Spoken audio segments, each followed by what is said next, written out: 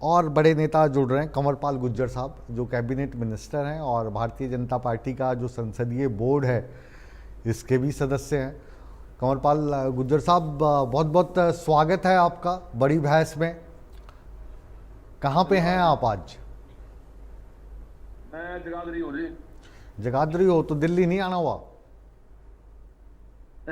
आज तो सारे बड़े नहीं, बड़े दिल्ली नहीं जो था। थे बीजेपी वाले सारे दिल्ली आ रहे थे, आप जगाधरी में कैसे रह गए?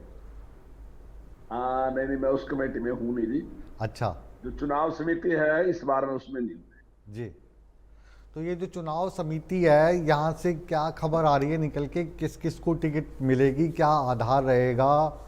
जाति के आधार पर मिलेगी, जीताऊ के आधार पर मिलेगी, टिकाऊ के पे मिलेगी, या जो दूसरी पार्टी से नाराज़ होकर बड़ा चेहरा आ गया उसको मिलेगी, या बेटे को मिलेगी, बेटी को मिलेगी, क्योंकि विरासत को भी आगे बढ़ाना है। देखिए, जो कुछ कह रहे हैं आपको सारों का ही मिक्स होगा कहीं ना कहीं। जो कार्यकर्ता है उनका भी ध्यान रखा जाएगा, और कार्यकर्ता के साथ साथ नेताओं का भी ध्यान रखा जाएगा। जी। सारी चीजों का ही ध्यान रखा जाएगा। अच्छा, सारी चीज़ों पे ध्यान रखा जाएगा। तो वो कौन कौन सी चीज़ें हैं सारी, एक बार हमारे दर्शकों को बताइए ना। नहीं, देखिए, मुख्य रूप से तो यही है कि कार्यकर्ता जो अपने विचार से जुड़ा है उस पर तो विशेष ध्यान देगा। प्राथमिकता तो उसके लिए ही रहेगी। लेकिन राजनीति में और लोग भी जिस प्रकार से आते हैं तो उनका भी ध्यान रखते हैं। जहां जहां जरूरत होगी तो निश्चित तौर से जो हमारा हाईकमान है उस पर निर्णय ले। जी। अभी क्योंकि जो आपकी सरकार है इसको चलते हुए 10 साल हो गए हैं, तो कंवरपाल गुर्जर साहब ने भी जो अपने वोटर्स हैं उनके बहुत सारे काम कर दिए होंगे।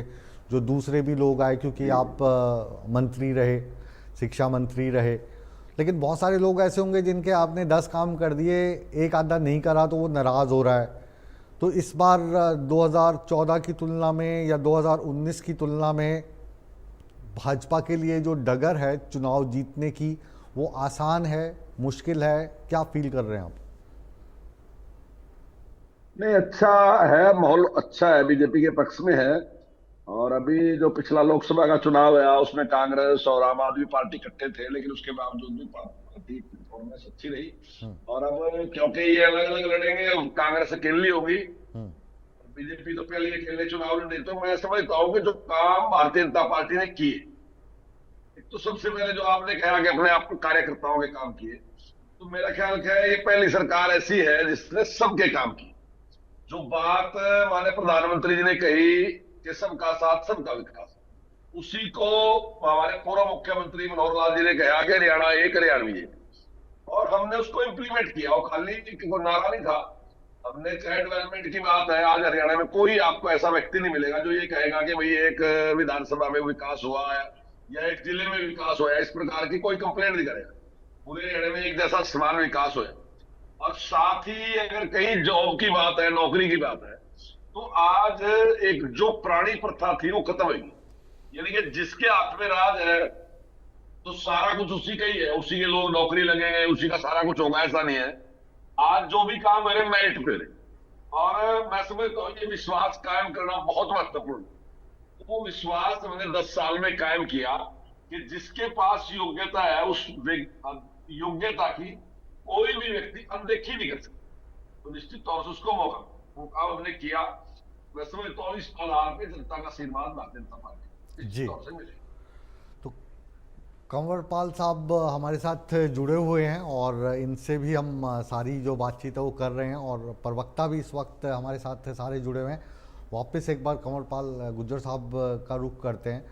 तो अब जो आज गुरुग्राम में मीटिंग हुई है उसके बाद मनोहर लाल खट्टर साहब बोल के गए हैं कि अब जो सब कुछ है वो अंदर डिस्कशन हो गई है और जो फाइनल डिसीजन है वो अब आला कमान लेगी, और जो ये आपकी कमेटी वगैरह बनी है, तो थोड़ी सी कोई खबर आई निकल के कि कौन कौन से जो पुराने चेहरे हैं उनका तो पक्का ही है जी। आज 90 की 90 सीटों पे थी बातचीत या कुछ ज़िला स्पेसिफिक थी? नहीं, देखिए, मुझे इसकी जानकारी नहीं है। हाँ। लेकिन मैं चुनाव समिति में लगातार 3-4 बार रहा हूं, और जो मेरा पुराना अनुभव उसके आधार पर मैं कह सकता हूं कि पार्टी, कुछ नाम ऐसे भी होते हैं जो सिंगल नाम भी जाता है, और कुछ ऐसे भी होते हैं जहां 3 का पैनल बना के भी भेजते हैं, लेकिन उसका फैसला हाईकमान नहीं करता है। अच्छा।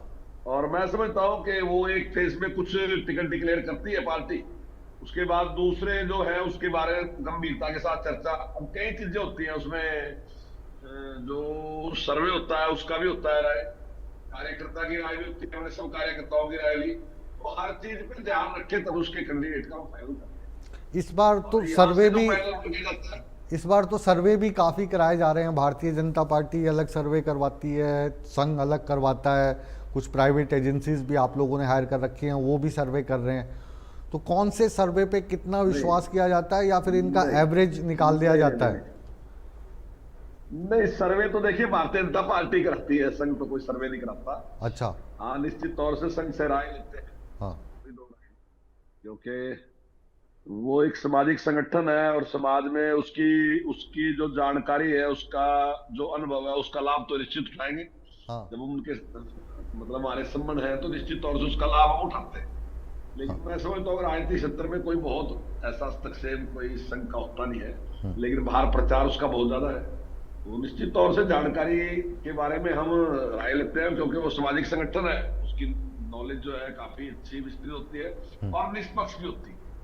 लेकिन निर्णय जो है तो भारतीय जनता पार्टी करती है और भारतीय जनता पार्टी ही सर्वे। हाँ। लोकसभा चुनाव के दौरान थोड़ी थोड़ी खबरें या अफवाह ये आ रही थी कमरपाल गुर्जर साहब की जो संघ है वो थोड़ा सा इस बार संग संग नहीं रहा, इसलिए इसी के चलते 10 सीटों में से 5 ही रहेगी आपकी, 5 चलेगी कांग्रेस के खाते में। तो अब जो विधानसभा का चुनाव है इसमें संघ आपके संग रहेगा पूरे तरीके से? नहीं देखिए, संघ तो विचारधारा के साथ है, और अगर जो देश के सर्वांगीण विकास के लिए काम करेगा, संघ तो अपना आशीर्वाद उसी को देगा। और हम उस काम को कर रहे हैं बिना किसी भेदभाव के।